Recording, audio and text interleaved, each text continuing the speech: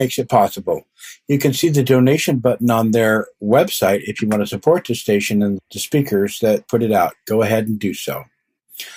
I'd like you all to know I do have a Facebook page called the Victor Blight Radio Show and Blog, and you can check that out and get information. See the link on my transcript page. Also, my website, thepromiserevealed.com, has lots of good information there. I'd like to thank Danelle Glade for the transcription. I'd like to thank Ricky Serapico, who normally does the audio editing. We'll have him back again. My webmaster, Computer God, Ryan, and also Jagat have my heartfelt thanks as well. I'd like to thank Chris Bell, who's taken on this daunting task, modulating Cobra's voice with a 24,000-mile signal delay at times. It's made it a little difficult. We shortened the time during the editing of the interview. It actually went over an hour, but with the edits, we had it down to 50 minutes, so I'm doing a little longer intro this time. But I think there's some interesting information that you just enjoy this for a second. We can share some information with you. There's a great book I have for free on my website under books called The Veil of Invisibility. On the transcript page, you can click it and download it for free. You'll see a picture of George Bush there. Yes, I got free stuff, folks. The Veil of Invisibility. Download it for free. It tells you about the Nazis, the secret space program, and it was evidenced and released by Hitler's personal bodyguard, Otto Skorzeny, on his deathbed. He has pictures and secret space programs, locations, and underground bases of the cabal. It's quite interesting, and you're going to see pictures of George Bush Sr. there, Barbara Walker Bush, when they were young, like 19 years old, standing with Joseph Mengele, the Doctor of Death, Reinhard Gehlen of the Gestapo, and Martin Bormann, General of the Luftwaffe. The picture in this book, you'll see, was taken in 1938, probably in the Wolf's Lair in Berchtesgaden, somewhere in those regions. There's evidence in that free book, and I hope you get that. The Cosmic Plan. I also have an article I want you to read. I'm not going to put it into this intro directly, but if you click this link, you're going to be able to go to an article called The Cosmic Plan. I can't say enough good things about the article. It is written by Giorgio Pienza, and it puts lots of things together. It's quite a long article, and I release it in parts with comments. I support a lot of this information, and is every single word gospel truth? Probably not. But I find it to be very, very intriguing as a general perspective and an overview of the multidimensional situation. Like a puzzle, we have to put things together. And this fleshes out the general plan and gives you a good idea of what things you're looking at.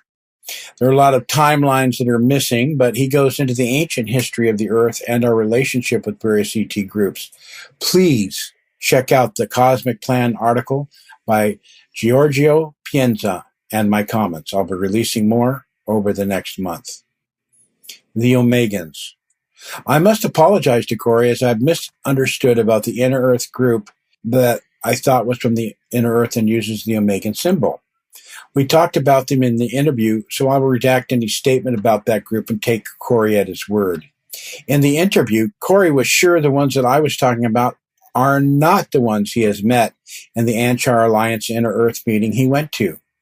I've made some assumptions that I must correct here.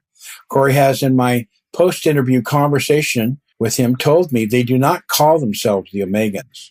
He states they are not from the Inner Earth. They come from Venus and live inside the planet. They are not natives to Venus like the Venusians Dr. Frank Stranges knows. They are material beings and live in the honeycomb of Venus, arriving there some 1,000 years ago, according to Corey. Apparently, the group Corey met and wrote about in his Inner Earth article do not call themselves Omegans, but use that symbol. He feels they are just trying to protect themselves. However, they are the ones that chose to leave the Anchar Alliance and do not want to openly contact humanity. They have refused to capitulate to the Blue Sphere Alliance agenda and to push for full disclosure. This is their choice, so we will await updates on who that group is and perhaps get more clarity on their historical interactions with us on the surface.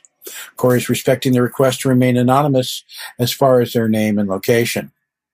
The group that does call themselves the Omegans. I still feel this information is very important, so you can read it. And there are more links here on my transcript page, as well as the Omegan situation to Gabriel Green letter from 1988, and also the link to the TerraCore files by Bob Renaud that I put in my previous Corey interviews is to the overview of the Omegan situation and the syndicate. See that link on my transcript page. According to Bob Renaud, who's been working with the Corendorians from the Alliance Group for over 55 years, there's definitely a group called the Omegans, and they're definitely what we would term evil and negative. The links to various articles makes it clear there is a very nasty group who call themselves the Omegans. Read the links, and you can learn about this group and the relationship to the syndicate and the tension that exists within their group's agreements with a group known as the Calrans. We should be aware of them, not be in fear of them, but be aware of them. Check that out. It's a very good article. And I encourage people more and more to check out that website. Also on that site, incredible information in a love written in the stars. That's a link also in my transcript. And to learn a lot about not well-known human ET civilization contact that's been ongoing for over 55 years. Meet the Corendorians. The information that's been given there has never really been released to the public except to people who stumble on that site.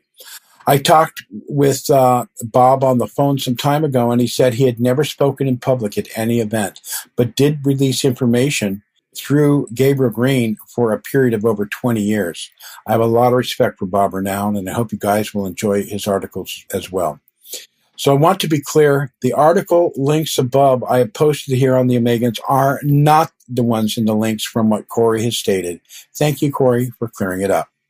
I want to announce that the summer conference going on is guaranteed in July 29th to the 31st with Louis Martins, a very wonderful, heartfelt brother who really has a lot of amazing PowerPoint demonstrations about his trip to Venus and the Temple of Purity of the Positive Agartha networks in South America.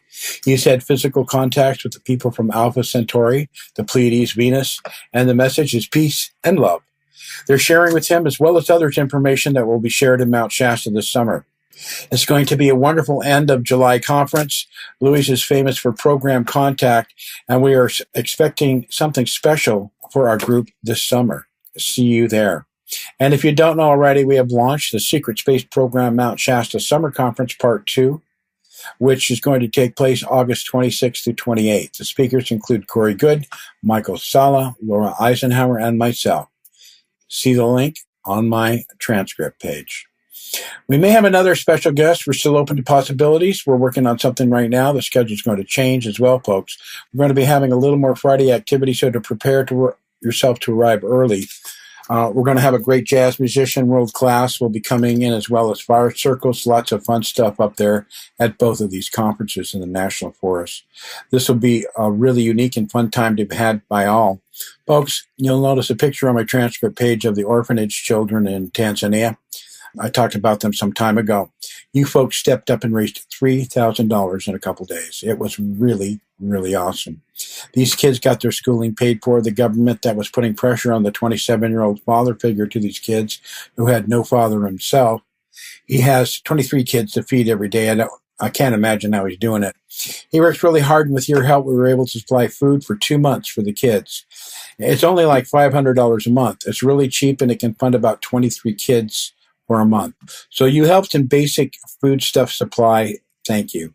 I wanted to keep it going, so I asked someone to donate a website, and lo and behold, a man named Daniel and his friend Little Fox have stepped up. They're donating their time and supporting the esteemed efforts of the beautiful Bethany Cromer, who helped Chris to get the children funded and brought that to my attention, has done a lot of work from her Shamanic Designs website. Bethany has a lot of perks coming from God for her work with these children. Now we have a website where you can see the children and meet them. This is a real deal. It's not a scam. I don't touch the money. I've actually donated my time and some finances as well. I really believe this is a good thing that you can do to make a change in people's lives. So check out that website there by clicking the link on the transcript page. The children's website, it's still under construction but functioning. So please continue to help these beautiful children. Without further ado, I think I've gotten through everything here. I've talked about 2 conferences, the dates. I've thanked a lot of people and want you to keep your hearts open and enjoy the interview coming up here with Cobra Corey. And thank you all so much. And so you know, we're going to have Lauren Eisenhower on my radio show next week and part 2 of this interview the following week. We're going to revisit this interview again at the end of June if all goes well. They've agreed to do another interview. I think it's going to be fun, folks. God bless you all. And thank you very much. Okay, ladies and gentlemen, as promised, we're going to get right to the interview now.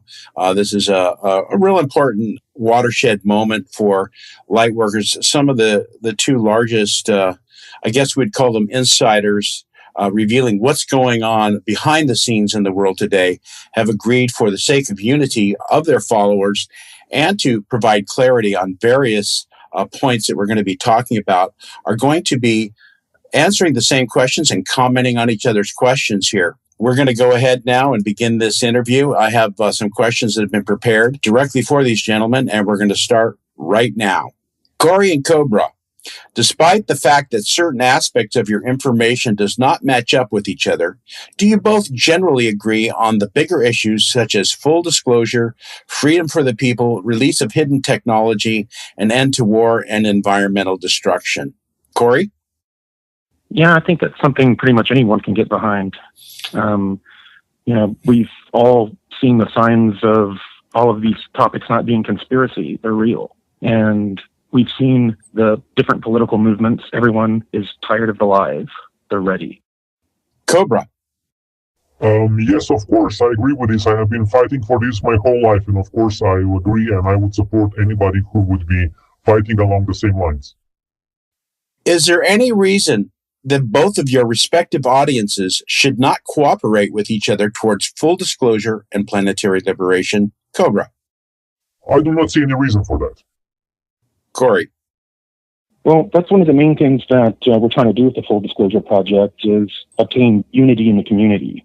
There's so many different ideologies that we can argue about, but the one thing that we can all agree on is that we want full disclosure. We want to know the truth. So if we put blinders on to all the things we disagree about and focus on what we agree, we can get a lot accomplished. Wonderful. That's what the world's been wanting to hear. Corey, do you know what the event is as Cobra has described it? No. Cobra, would you like to give him a brief synopsis? Yes, of course. The event is the moment of the compression breakthrough. The compression breakthrough is when the light forces from above the surface of the planet and from below the surface of the planet meet in the middle, that is on the surface of the planet.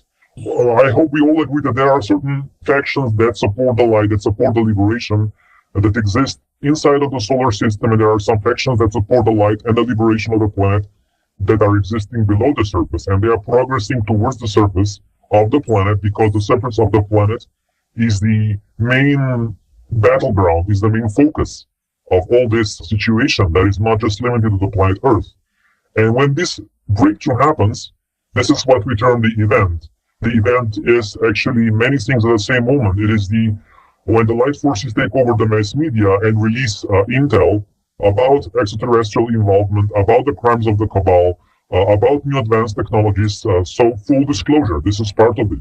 The other part of it is the mass arrest of the cabal. The other part of it is financial reset that the Eastern Alliance has been preparing for quite a long time.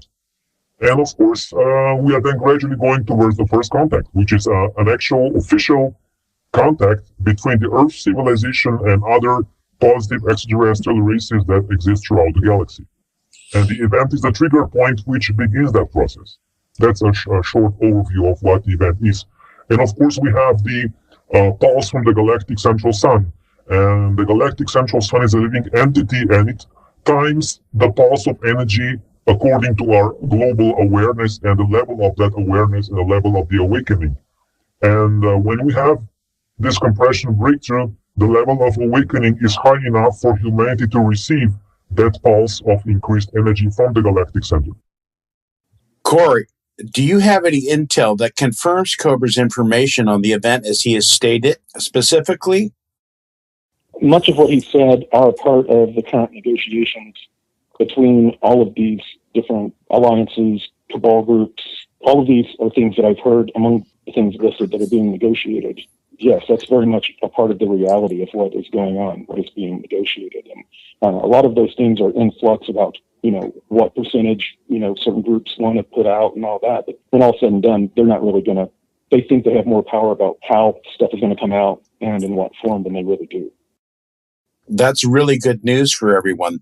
Next question is for Cobra. Cobra, have you heard as yet any confirmation from your sources to confirm not just the Blue Avians, but the Blue Sphere Being Alliance or the meetings taking place as Corey has described them with the Superation 40, the Anchar Alliance, and the various groups as he describes them? Okay, these are actually many questions in one. I can confirm that my sources have confirmed the existence of the so-called spheres. They don't term in that way, but they say there are many gigantic objects in the outer region of the solar system especially, and also throughout the solar system, that are cloaked most of the time. Cloaked not only in the visible part of the spectrum, but cloaked in all ranges of electromagnetic radiation, so they're not detectable. They're also not detectable for remote viewers. And yes, this is what I can confirm. I cannot confirm all the details that Corey has released, and I cannot confirm his meetings with different alliances. But I can definitely confirm the existence of the spheres. Not in detail, but general information I can confirm. Again, ladies and gentlemen, we have gentlemen who are both having genuine contacts, and it seems these groups are working within their own different parameters. Corey, can you give your opinion? I know there's lots of different people having different types of contacts. Is the reason that some of these genuine people with face-to-face contacts working for the same reason, from your understanding, might not be on the same thread? There's obviously lots of groups. What is your opinion on that one? Yeah, there are many different groups working with slightly different ultimate agendas that have the same overall, agenda, that are working their own segmented little operations. And they're not always completely read into the operations of other groups. They may be working off a lot of the same intel, but they're not working off of the same mission statement, if that makes sense. So if you meet these different beings, you could meet 2 or 3 different beings that have different operational modes that they're in and have different reasons for delivering information to people, even though it's for the same overall operational goal. Cobra, would you agree, or do you have any comments on that? Yes, I would agree. And I would say that each group has its own cultural roots and its own strategy. It is not easy for any of the group to navigate the situation because there have been so much complexity in the situation, and each group has to find their own policy, and it's not always easy. And each group comes from their own perspective, and when those perspectives come together, there is always a period of getting to know each other, alignment of intel. It's a process that takes time, especially inside of the solar system when there has been so much division and so much suppression of intel. So this is a process I expect to take some time. That's an important point that Cobra made. You have to develop a rapport with a being to understand, their culture or where they're coming from, the way they communicate, because all these different beings, they can communicate in a different manner, just like all the different people that you run across in your daily, Yeah, it's okay. Like Italians speak in a certain way and communicate a little different. Yeah. Well, not only that, but just different personality types and different points of view. People communicate differently, and in our daily lives, we may misconstrue a normal conversation. So until you get to know a person, then you're going to understand what they're trying to communicate to you. So, you got to develop a rapport with some of these beings before you can fully relate what they're communicating to you. Okay, thank you. I usually choose questions that I get repeats on, and this is kind of an interesting one. And this has been reported. I have people have sent me leaks from news reporters around the world with this same phenomenon, kind of like those giant circular sinkholes that have been showing up, kind of kept silent. But around the world, lots of people have recorded on videos as well as on newscast reports. Certain cities are hearing some noises. And the question is, what are the mournful sounds of trumpets registered in countries around the world? Cobra, first, do you have any intel on what these sounds are? They definitely seem to be real. Okay, according to my sources, what is happening is there is I would term it infrasound, which is just the threshold of human hearing, about 16 hertz. And that frequency is harmful for human consciousness. And the Cabal is using scalar devices that transmit infrasound. The infrasound travels not only through physical space, it travels through the etheric space, and it travels especially through plasma. And by infrasound scalar waves, they keep human consciousness locked into a certain vibrational state. And people who have good hearing can hear that sound, or some of people can actually feel that sound within their bodies as a certain vibration, certain suppressive vibration. So it is something that has been actually monitored, measured, and documented around the world. To follow up here, some of the sounds are actually reaching to be heard in certain areas. It's been reported like for a week, I think, I'm not sure, but I think it's like somewhere in Utah, they're hearing these sounds, and it's on the news. So is the technology of the Cabal breaking down, and it's breaking into the audible spectrum now? Actually, many people can hear that sound. It is not so difficult to hear if you know what to listen to. But people usually just disregard it because they have so many other things to focus on in their lives. But those, as I said again, those sounds have been documented, they have been measured. The frequency spectrum has been measured, and usually it is just below the threshold of human hearing, but some people can hear it. Okay, well, it's being recorded, so it seems like a lot of people hear it. Corey, can you talk about it, Corey? Yeah, this is something I've been asked about quite a bit, and it depends on the actual incident. This is a sound that's completely audible, that you can record. Then it is a mechanical sound. And this, if it's a regional, if it's just happening right around a little city, a lot of times this is them exchanging air with the surface with below ground bases. But when it's heard in wider regions around the planet, the huge trumpet sound and other low frequency sounds, it is from similar to skyquakes. It's from incoming, the rise in energetic waves that are coming into the solar system that are interacting with our upper atmosphere. Interesting. Thank you very much. So we have two different possibilities on these, is a vibrational thing as well as a Cabal infrastructure. Both have agreed that there. Here's another interesting question I have for both of you. Do either of you have intel on the explosions off the coast of Japan? According to Benjamin Fulford, these were subterranean battles underneath a military base that Ben Fulford said was to prevent World War III. Corey, do you have any intel on that earthquake off of Japan? Was it a small-scale nuke, or do you have any information on that? Quite a few of the earthquakes that we're having that are ranging between 5.8 and 6.8 are triggered from various different exotic weapons. Part of this intel update that we're releasing, it's either going to be this evening or tomorrow. David Wilcock's releasing it for me on his website, Divine Cosmos. It has to do with a lot of the pretty terrible battles that have been going on at underground bases and caverns, especially down in South America and under the ocean around Antarctica. There's been a lot of activity going on underground and a lot of different exotic weapons, including 5th gen nukes being used, all these different exotic scalar weapons. And it's pretty hectic right now. So yeah, there's a lot going on. With that said, could you give us a little more talk? Is this between different ET groups, or is this between certain aspects of positive military or negative military from your understanding, or all three? All the above.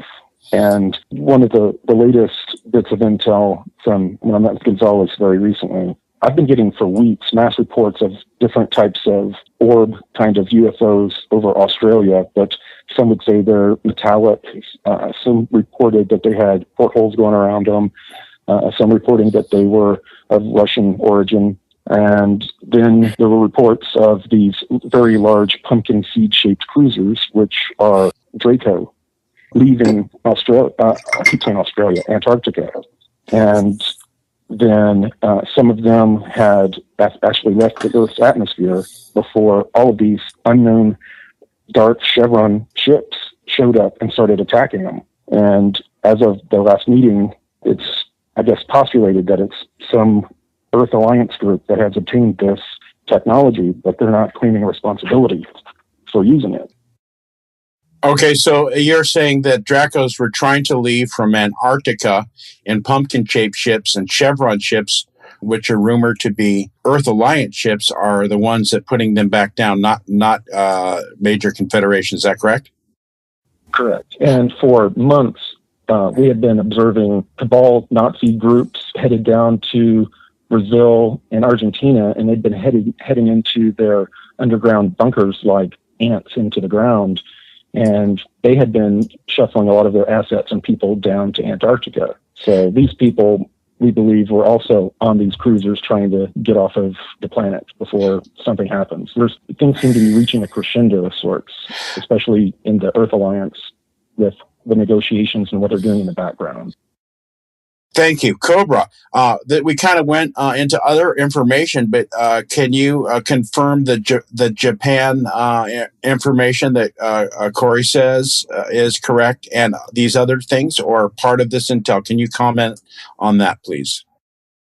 Okay, what I have received from my sources is, yes, there are battles in, I would say, shallow underground bases in Japan, and mostly conventional weapons were used that triggered some of the earthquakes. But not all earthquakes were triggered by that. There is also an increased activity of the tectonic plates, which react on increased activity from the galactic central sun. The other thing that I can confirm is that there is a lot of movement of the cabal groups. They want to escape through two routes towards Antarctica. One route goes from Texas through Mexico, then to South America, mostly Brazil and Argentina, towards Antarctica. And the other one goes through New Zealand and Tasmania towards Antarctica.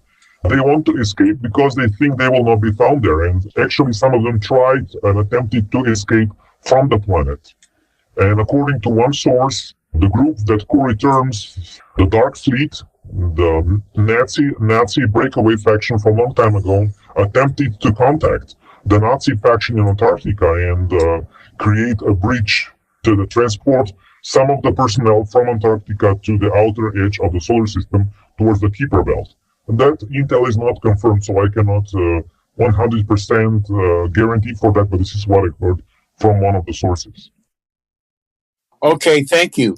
Have either of you heard there was an ancient Pleiadian civilization in South America that was in a rainforest situation that, due to Earth shifts, no longer exists, but a long time ago, there was a very deep underground, and still exists to this day, a technology that is stabilizing the planet. Have either of you heard of that deep underground Antarctica technology base from the Pleiadians? Not the Pleiadians being mentioned, but yeah, I've spoken in detail about a lot of this ancient technology that's been put in various parts of the Earth underground, including Antarctica.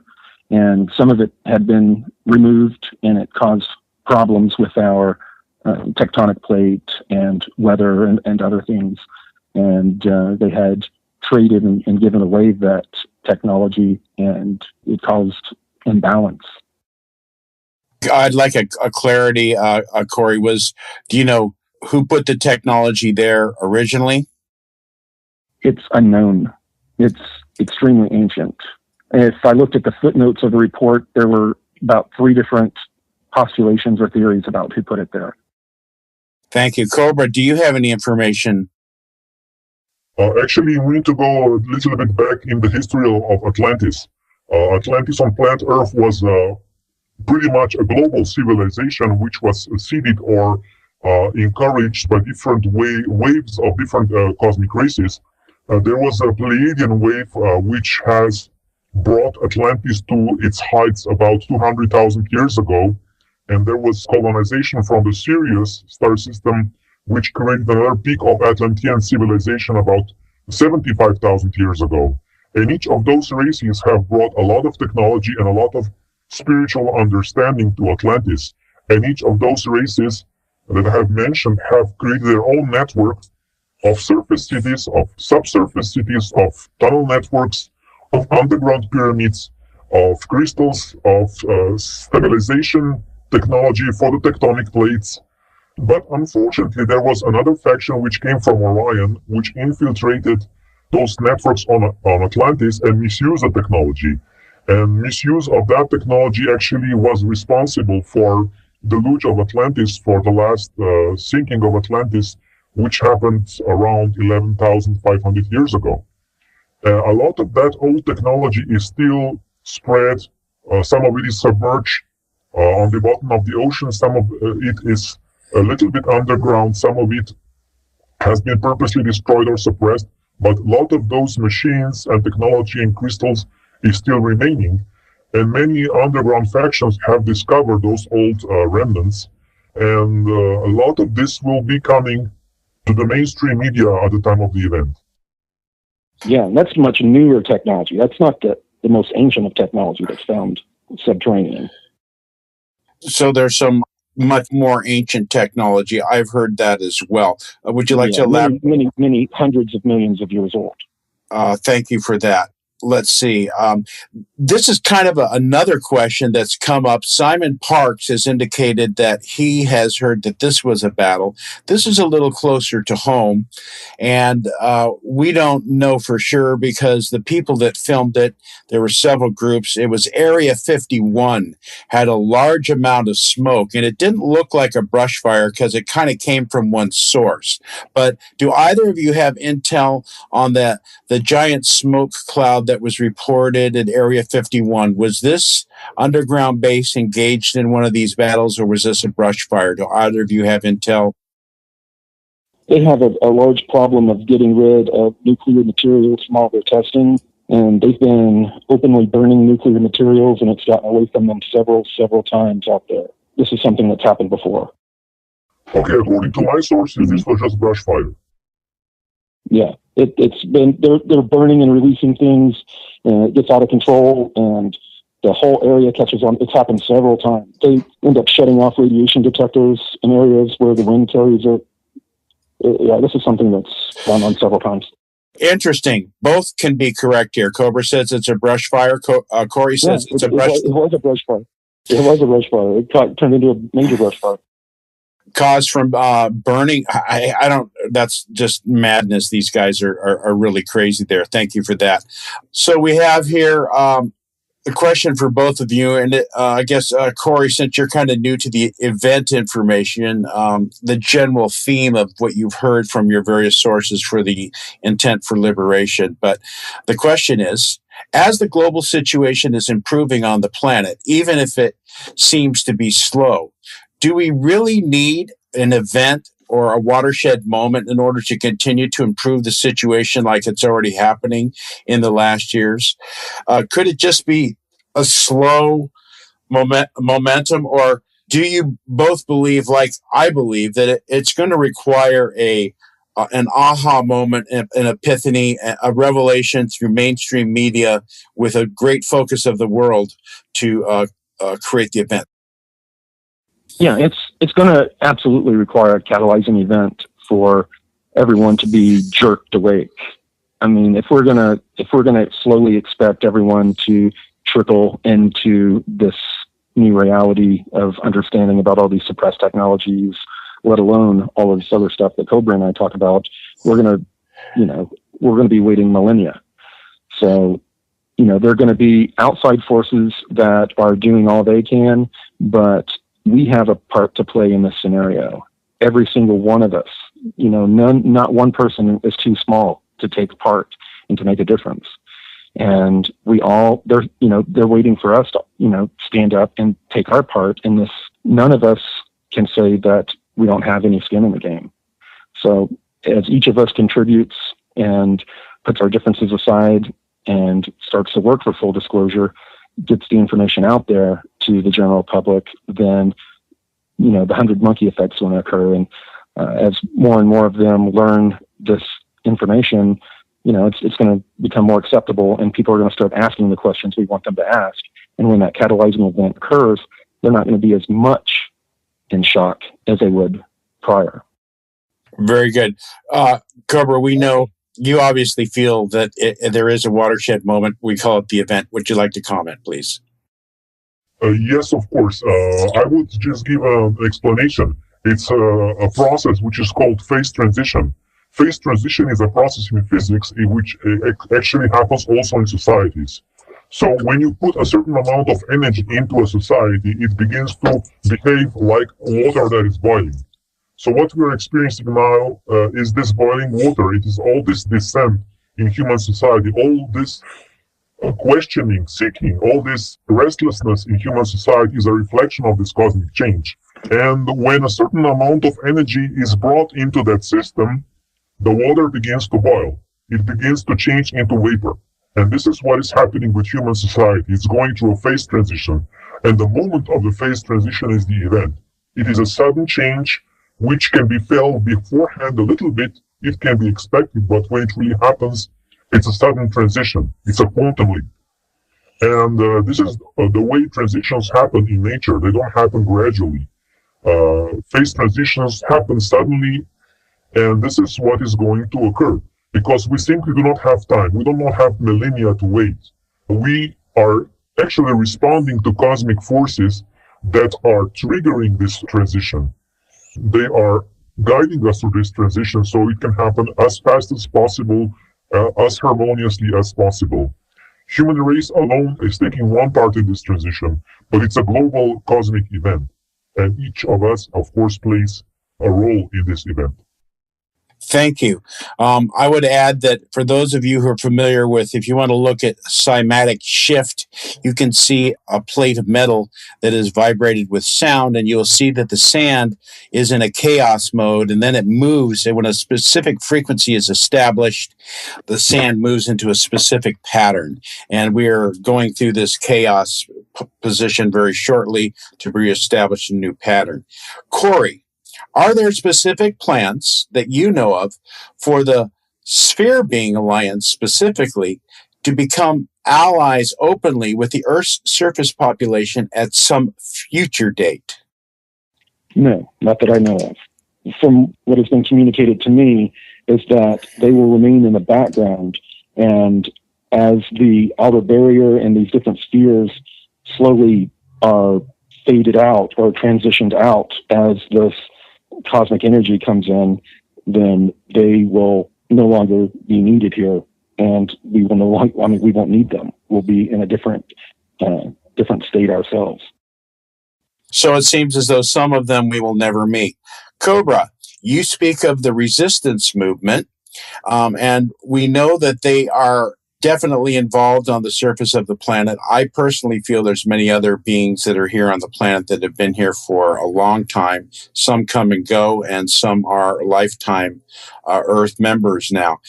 Can you talk about the plans for you've mentioned this before, so from your group, they do have plans to communicate with the surface population. Can you share with our listeners what those plans are? Many want to sign up. That's not really that way, is it? Can you talk about that contact that will take place in the future, Cobra? Yes, it is not safe now for that contact to happen, but after the event, the contact will happen. The resistance movement will make physical contact with people who are, I would say, the most awake and aware individuals. This will be the first interaction that will happen, and based upon how this goes, they will gradually begin to reveal themselves to the surface population. They are not the main group to interact with surface population. The main group will be the Pleiadians, later the Sirians, and then the Arcturians, and the other, I would say, positive galactic races from our galactic neighborhood. The resistance movement's role is to tactically support the event, to make sure that the infrastructure is running, that we have electricity, internet, food distribution chain. They will support the positive military in their operations. They will support the media releases intel. There will be not so much face-to-face interaction with the surface population, at least not in the initial stage. At a certain point after the event, they will have guided tours for certain surface people, guided tour of their underground dwellings. They will show one part of this to the surface population. And those who would like to join and be integrated, it will be possible if certain conditions are met. Corey, do you have any comments on Cobra's questions? I do. Answers, I mean. It's going to Thank you. going to be part of this update that we're releasing. Kari from the Anshar had requested after she had the meeting out at the Kayaker Belt base, she had requested a meeting with the Super Federation. And the purpose of this meeting was all of the groups that are here, just not long after the time of Muhammad, had signed this accord or agreement about open contact or appearing openly to humanity. It was to allow us to develop on our own, and they only agreed to, do things from the background, and contact people kind of secretly. I don't know all the details of this accord, but it's pretty binding, and it came after some pretty major skirmishes they had. And this is something that they want to revisit and make some amendments to, because some of these inner Earth groups want to start making more appearances on the surface. And this is a meeting that has been granted and is going to be coming up very soon. Cobra, do you have any comments on Corey's intel there? Yes, there has been agreements made, but the purpose of those agreements was the real reason why surface population was not contacted it is because the Dark Ones have controlled and isolated the surface population. There are many positive groups that wanted and would like to contact the surface population, but they couldn't because it was simply too dangerous, because the Cabal would retaliate. There were some instances when the surface population was contacted and there were consequences.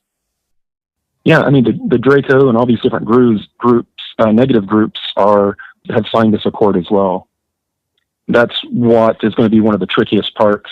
This next meeting is not only going to be representatives from the Super Federation, but it's going to have representatives from some of the negative groups there as well, which is going to be a type of a meeting that has not happened since the accords were set up and signed.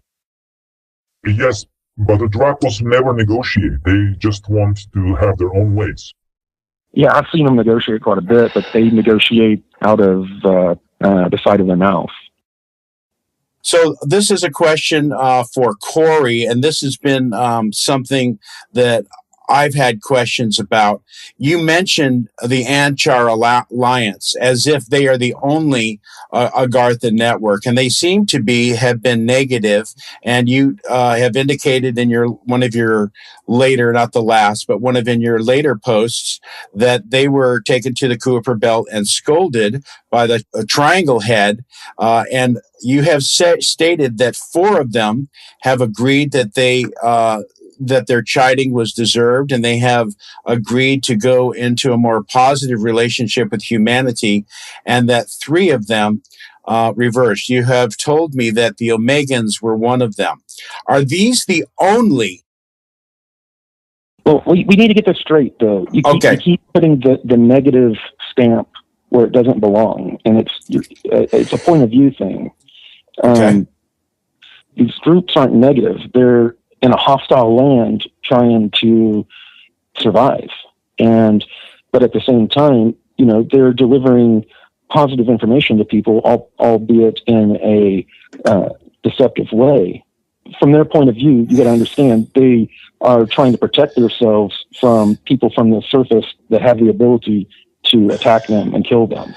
So they're living in things are not as cut and dry as a lot of people would like to say it is in the ufology community. It's a very wild paradigm that they're living in, that all these groups are living in. And they have a very strange political environment that they have to try to survive in as well, especially the ones that have their embassies here or spend all of their time in the solar system. Because as Cobra said, this solar system is a very dangerous place. Right. And not only are these dark entities very dangerous, but us as a people are in the state we're in, we're very dangerous as well. I understand that. We do have a bellicose and a violent nature. I'm speaking especially with the Omegans. The chemtrail planes actually have the Omegan symbol on them, so I consider them hostile. You may consider that may not be related to them directly. Just because, there was groups down there that had a swastika, but they're not directly related to the Nazis or the Nazi ideology. So symbols can be taken and repurposed. You can't just see a symbol and immediately jump to conclusions without intelligence to back it up. I would agree. Cobra, let's have you weigh in on the situation. Can you describe the underground landscape? Do you know anything? Would you consider the Anshar Alliance that used to be hostile, or can you delineate the different underground Agartha network groups for us from your position? The situation underground is very dynamic and it's changing all the time.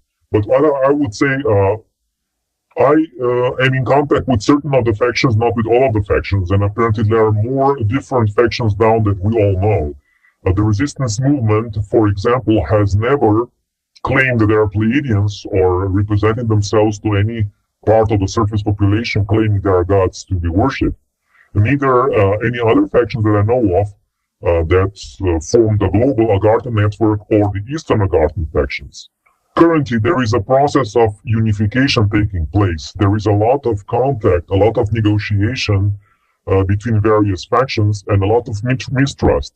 Part of this mistrust comes from manipulation of the Chimera group, one of the factions against the others, and cooperation between the Chimera group and the various subterranean Draco factions coming from 1930s and 1940s, and the Nazi groups on the surface. So there was a lot of mistrust created at that time, and a lot of healing still needs to happen. Also, I would say mostly the Eastern Agarthan factions have a similar perspective that the surface population, Eastern philosophies, Buddhists have on life. And this is quite much different from what the Western people have, Western outlook of life. So what is happening on the surface is actually a reflection of what is happening below ground. But there has been communication established and between those various groups, and a healing is taking place. But again, this takes time. This is slow because there have been millennia upon millennia of history that needs to be solved, resolved, and healed. So, but I can say from my perspective, I've never heard of a group that belongs to a subsurface faction that claims to be either Pleiadian or savior gods of anything of that nature. Okay, guys, so I have a question because I live in Mount Shasta. It's near and dear to my heart. It's always been considered a bastion of the light forces from Lemuria. First, I guess let's have Corey respond. This group is not part of the Anshar Alliance, is it? Do you have any intelligence on the inner Earth Agarthan civilization of underneath Mount Shasta? I have received some information about the groups that not only are under Mount Shasta, but line the region, going for quite a ways up into Oregon and Washington. And they are definitely a very positive group, and they are a part of a network as well. But I am not in contact with them. Thank you, Cobra. Could you comment on the Mount Shasta group?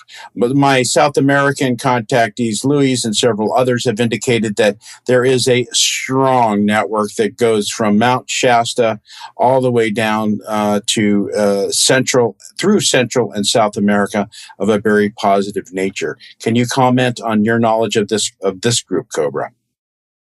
The group below Mount Shasta or inside Mount Shasta is part of the, I would say, the global Agartha network, which originates from time of Atlantis, when part of the light forces had to go underground because of the Archon invasion 25,000 years ago. And 25,000 years ago, they have created a network of underground cities and underground tunnels. And one main tunnel goes from Alaska through Washington State, through Northern California with Mount Shasta, through Southern California, through Mexico, Central America, down into the South America. And there is another main tunnel which goes from Peru underground through Caribbean, through Atlantic, through Morocco, through Egypt, and then onwards towards Tibet. This is all part of the same network, and there was and still is a very positive civilization of light, which I would call the global Agartha network, existing, and Mount Shasta city is part of this civilization. The surface population has received intel about this group through certain channels and certain people that lived in Mount Shasta and have had encounters. I would say about 80% of that intel is correct. I would not say they are ancient Lemurians. I would say they are remnants of the old positive Atlantis. Atlantis did have a science station here on Maui. Where they're from, the point is that they're being positive. Cobra, have you heard anything about the Anchar Alliance group underground, specifically the ones that Corey has talked about? He has mentioned, I don't know if you saw his report. One is with this woman named Kareen, the Omegans, and some others. Have you heard about this, the Anchar Alliance specifically? Are you familiar with this group of 7? The Anchar Alliance is only 3. Oh, 3. Oh, yeah, the ones that wear the Saturn symbol. Oh, the Saturn symbol. Have you heard about this group, Cobra? Okay, I have read Corey's report. I have not heard about this group from any of my sources, but I know that Sheldon Neidl has mentioned Truth of Anchara back in 1995. Okay, thank you. Cobra, can you speak about your knowledge of the halls of Amenti and the Akashic records, as Corey has described them as kind of like an Earth-based library on the outer, and then I guess the main records, Corey, you can correct me on this, was behind was a crystal that they were trying to grow. Is that correct, Corey? Yeah, and that's a living technology that has a lot of records in it, and that technology may tap into the Akashic records. I don't know exactly what you're referring to in that. I've heard that referred to in a couple different ways, but it's definitely a major historical database that is very important to them. Okay, just for your clarification, Corey, Akashic Records is the mineral kingdom, which stores all information that's ever taken place on a planet as kind of like a living memory that can I've heard it also used that it has all of the everything that's ever happened in the cosmos. Cobra, could you talk about the Akashic Records and the halls of Amenti and kind of play it off of what Corey talked about with his group? Okay, the Akashic Records are a natural imprint of any event in the etheric matrix, in the etheric substructure of matter itself. And with proper technology, you can always read what is stored there, that informational imprint. So light forces and most of the advanced races in the universe have technology to read that record directly from the etheric substance. Crystals, physical crystals, can store that information quite effectively. I would say physical crystals are more advanced versions of our current hard disks for computers. They can store more information, more dimensionally, and more effectively. But basically, Akashic records can be accessed directly from the etheric plane with certain technology, and for more evolved beings, they can access the Akashic records directly with their consciousness. Thank you. Can you speak about the halls of Amenti? These were spoken of in the Emerald Tablets found in the Temple of the Moon in Central America, and they're recording a person from Egypt named Thoth, and the halls of Amenti were kind of indicated as being below Egypt. Cobra, can you speak about the halls of Amenti, and are there multiple ones that possibly that Corey was speaking about? Okay, each city of light had their own records, and particularly for the Giza Plateau, there were crystal records of the past beneath the Sphinx. And the resistance movement have accessed those crystals back in 1999 before the Cabal could get them. I heard they were removed. Cobra and Corey, you both have mentioned that we have a tremendous power of manifestation that the Cabal doesn't want us to learn about. And they even use techniques like programming, scalar plasma waves, mind control, imaging, that have us working against ourselves. If our group focus and the collective consciousness is the most influential factor to speed up liberation, shouldn't we as a group try to encourage the entire light worker community to come together and to meditate and pray for a common goal? Would you both agree? Absolutely. That's one of the things that has been talked about in our Full Disclosure Project group, that July 8th is Disclosure Day, and we've been planning to launch an ad campaign and all kinds of other stuff, to promote disclosure. And that's a perfect time to do other things. Cobra, would you agree? Yes, of course. I would agree that mass meditation is one single most influential factor that the surface population can contribute towards the breakthrough. July 8th, the Disclosure Day, is one opportunity to unite diverse groups to a common goal and focus our attention to that particular point in space and time to get closer to the breakthrough. Okay, ladies and gentlemen, a lot of you have been asking for this type of unity. Cobra already has a weekly meditation. I actually spoke to these gentlemen before, and the suggestion I had was let's make this a unified, worldwide meditation as a common goal for full disclosure and planetary peace. So you've heard it right here. Both of these gentlemen are not going to be the only ones, but they are lending their support to coincide with Corey's Full Disclosure Project, which is the same as Cobra's. It's not a name thing. It's about planetary liberation. So those of you light workers who are out there creating banners and information and video and media, we would like you to July 8th, Full Disclosure Day, planetary world peace.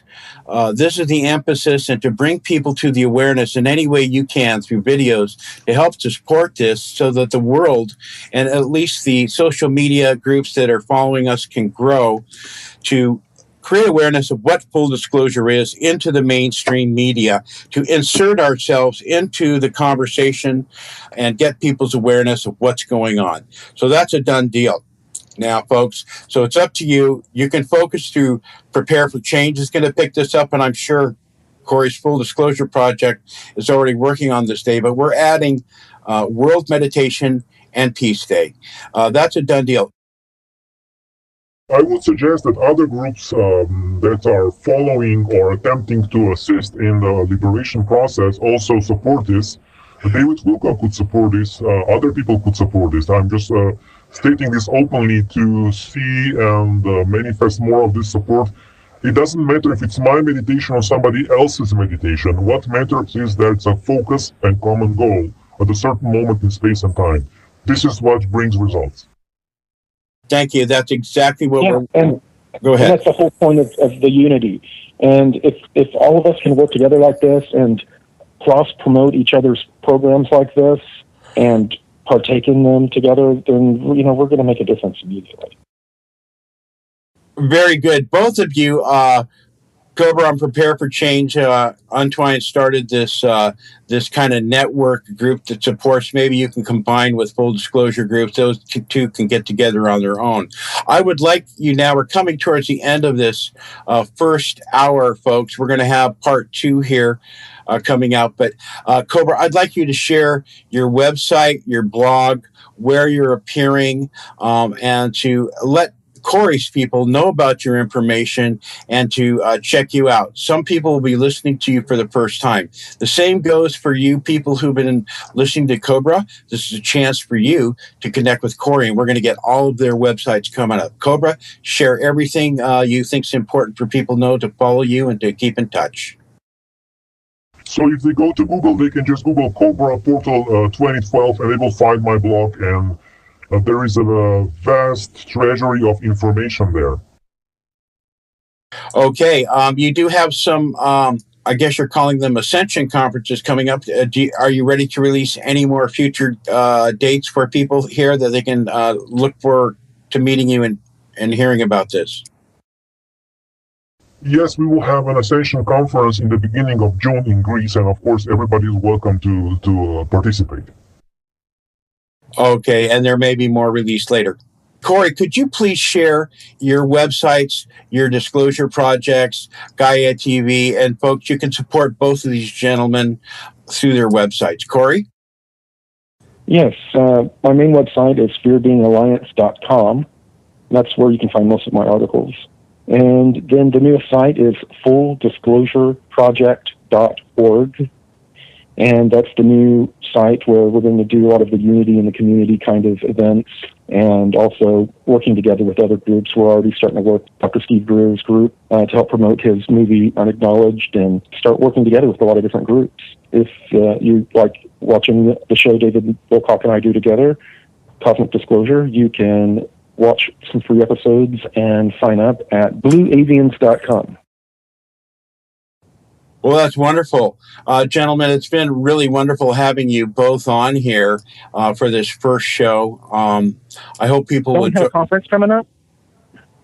Oh, thanks for reminding me, Corey. Yeah, my site, thepromiserevealed.com. I have announced we are having a summer conference coming up with Corey Goode is going to be presenting for 2 days. Michael Saul is going to be there, Laura Eisenhower, myself. And we're announcing, I'm making time in the middle of the day, a little longer than my normal conferences, folks, for those of you who've been there. For those of you involved who have been signed up, and Corey's team, Corey and Laura will be joining Michael and myself. There will be some discussions on the full disclosure to get those people who are working on the projects already to coordinate and meet. So there'll be those of you in the full disclosure teams would like you to come and to meet. Corey may be making some suggestions on how we're going to work together. It's going to be a great time. That's all on my website, folks. On Corey's website soon. We've given them marketing materials. Tickets are actually selling quite well. So that's the summer conference in Mount Shasta, August 26th, 27th, and 28th. Check that out. And thank you both very much. Victory to the light. And we'll be back with part 2 very soon, folks. For additional information, please visit our website, theeventiscomingsoon.com, and our Facebook page at facebook.com/theeventiscomingsoon, your alternative news source for disclosure and the event. Make sure you search our library of videos. You may have missed some very important information and intel. Remember to